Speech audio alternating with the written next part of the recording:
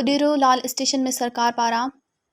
अटे जो मुक़ररु थियल अघु 65 रुपया फ़ी किलो जे हिसाब सां अटे जो स्टॉल लॻायो वियो, जंहिं जो in charge food inspector Syed Zulfiqar Shah पंहिंजी निगरानी में उडेरो लाल स्टेशन ऐं उन जे आस-पास जे ग़रीब अवाम लाइ हुकूमत सिंध पारां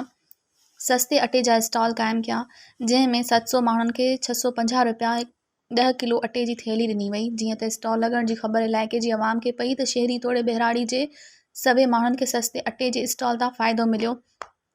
हितां जे ग़रीब तबिके फूड अथॉरिटी वारनि खां मुतालबो कयो त हिते असांजे इलाइक़े में हिकु न ॿिए ॾींहुं अहिड़ा सस्ते अघ जा स्टॉल लॻाइणु घुरिजनि, जंहिंमें खाधे पीते जी शयुनि जहिड़ोकि अटो, गिह ऐं खंडु जहिड़ियूं अशिया रखे हितां जे ग़रीब मिसकिन माण्हुनि खे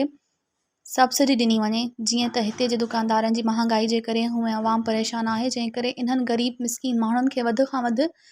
रिलीफ मिली सघे। मज़ीद ख़बरनि ऐं तफ़सीलात लाइ विज़िट कयो असांजी वेबसाइट www.awamiNewsHD.com ऐं ॾिसंदा रहो अवामी न्यूज़ HD।